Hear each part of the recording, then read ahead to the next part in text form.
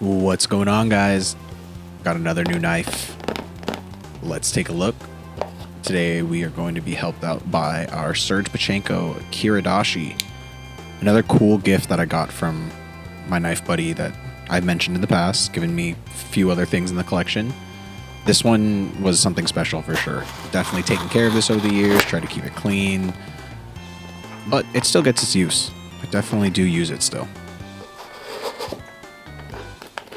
My only issue with it, I will mention real quick before we jump into this box, is the lock. It's not the most secure lockup method. So, not my favorite of the utility knives in terms of function, but Spyderco box. Move all these little peanuts around.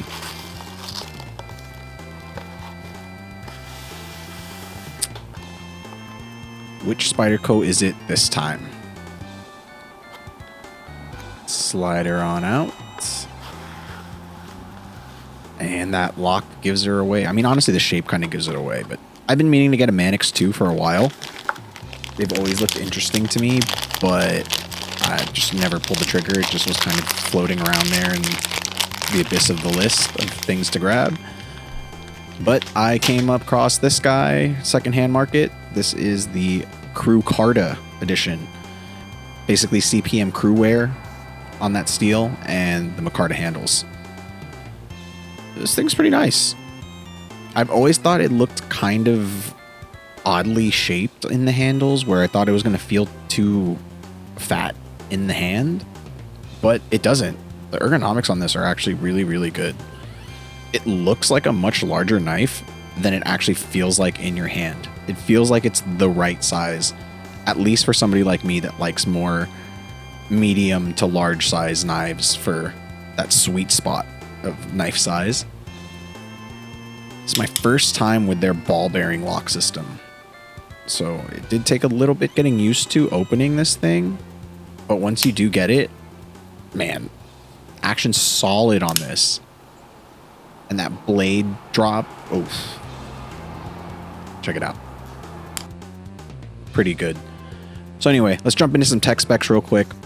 Overall length on this thing open is 8 inches. The blade length is 3.37 inches. When it's closed, it's coming in at 4.6. It comes in at a weight of 4.9 ounces, which is a little heavier than I thought it was going to be considering the scale material. But, you know, it's a good weight. This ball bearing system, like I said, super interesting to me because I've never had one. I've never owned an Axis lock Benchmade, so pretty cool. Real quick though, let's jump in. I like to compare newer knives now to obviously the Domino.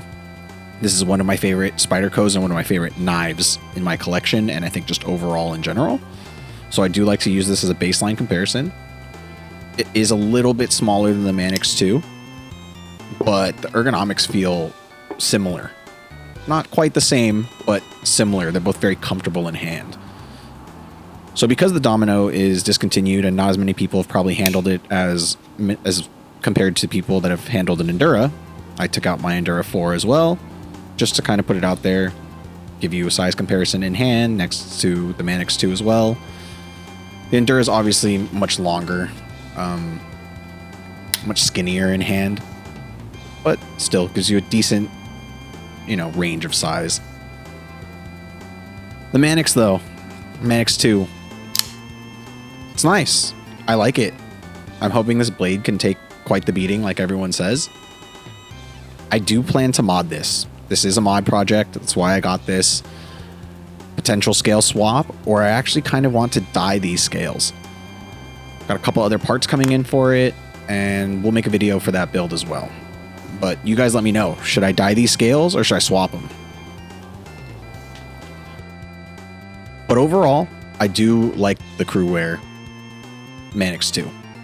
I like the Crewwear setup in general. I don't own any of the Para series of Spydercos, and I know I wouldn't mind getting one of them in the Crewwear setup. And that about wraps it up for the Manix 2. I do really like this. I'll be carrying it for a while. Probably be able to give you guys a little bit more of a detailed, review on it later. But until then, I'll catch you guys in the next one.